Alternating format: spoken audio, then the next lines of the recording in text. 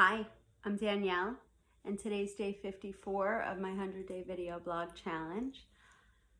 When I decided to start this challenge, I decided that it was going to serve as my personal daily video blog, even if nobody watched it. It was being authentic and true to what's going on in my life and how I'm feeling, rather than to be people pleasing, because I am a recovering people pleaser in my life. And I never claimed to be one to sugarcoat things, and my Sagittarius rising tends to be very direct. So, I think in today's day and age, with all the shiny, happy people posting things on social media as if everything is wonderful and great and lovely, and look at me, and I'm so great, and I'm on this vacation, and I have no problems, and I have this wealth, and I have this happiness. Like, there's so much smoke and mirrors of fake nonsense that people start feeling inadequate. It lends to fear of missing out. It lends to envy or feeling less than, because you're like, oh, well, I should be doing this, or I should have this, and I don't have this, or, oh, they have such a loving marriage.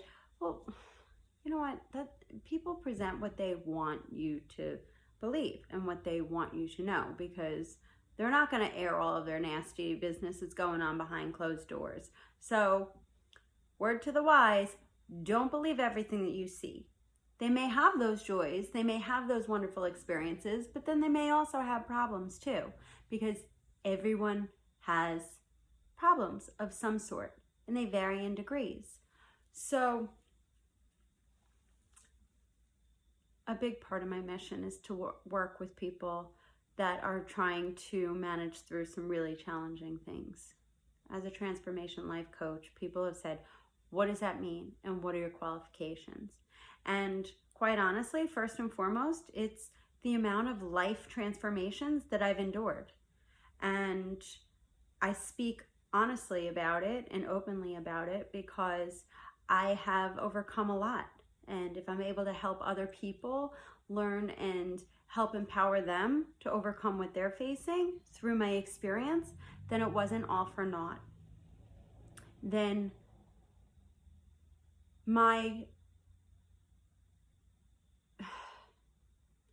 challenges and overcoming those challenges, and the fact that I had to go through it, was validated or made worthwhile because I'm able to help other people get through it, and because I understand and I can let them know that they're not alone. So I guess that's part of why I had to go through it, so that I can be there to help others come through things. It's been that way since I'm a young child. So if nothing else, it at least gives me strength to know that I went through those things for a purpose and for a reason that can help other people. So I grew up in a really challenging household. I faced a lot of explosive, demanding, toxic, emotional abuse from my mother. I'm the oldest of 3 girls, and I am strong-headed, but my mother was not easy on me.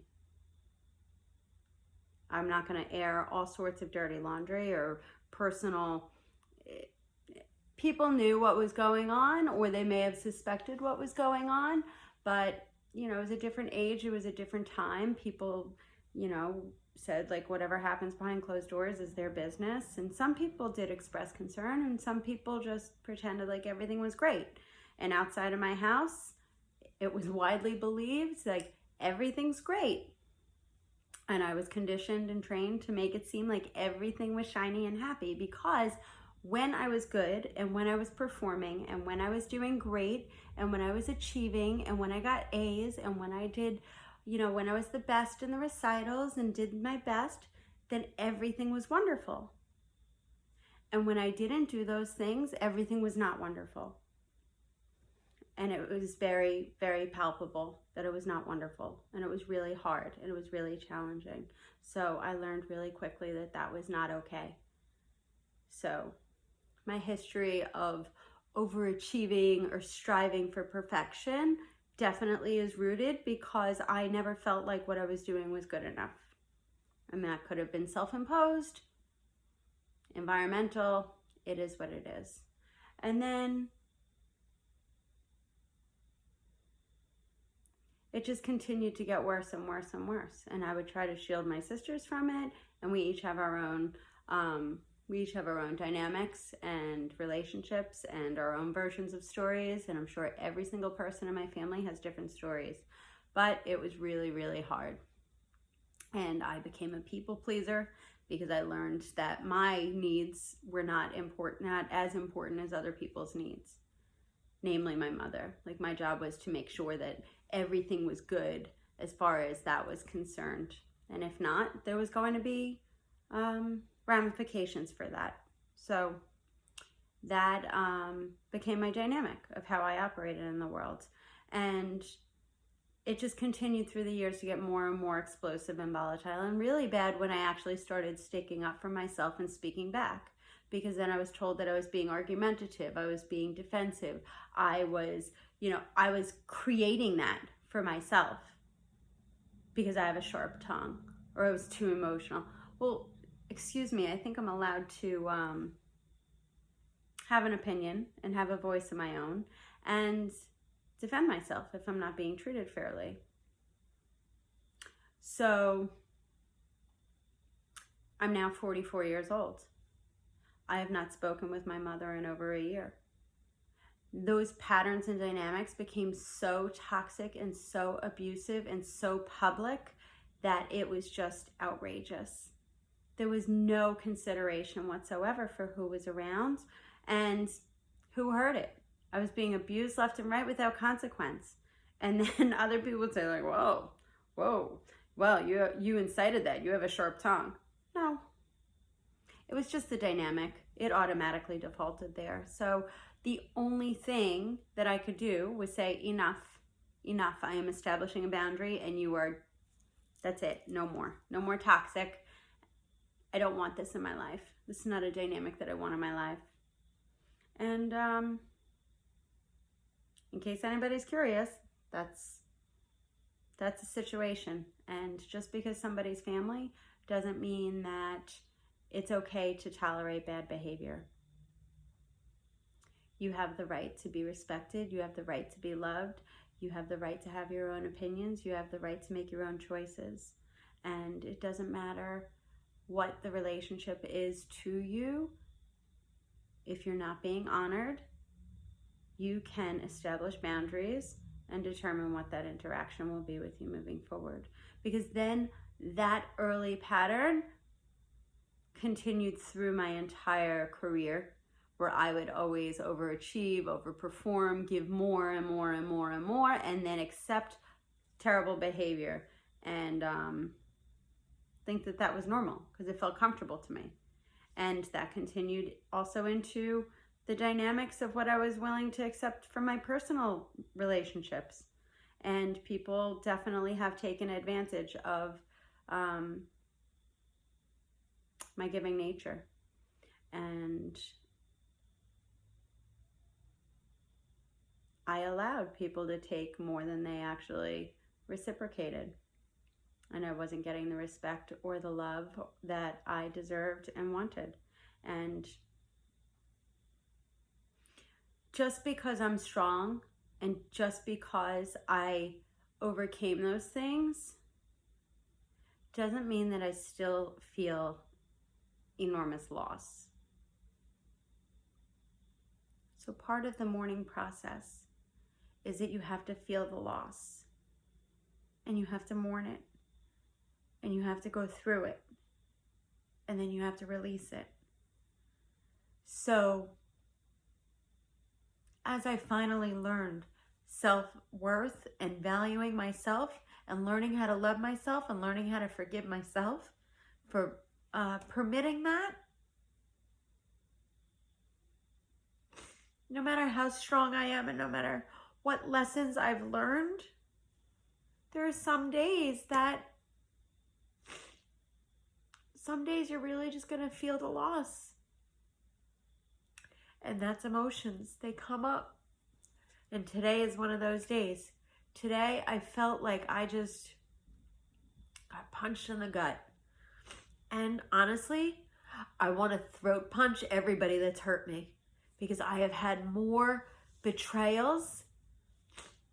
And it's not just my mother. I haven't spoken with my father. I haven't spoken with one of my sisters. My ex-husband and I, it's like Jekyll and Hyde.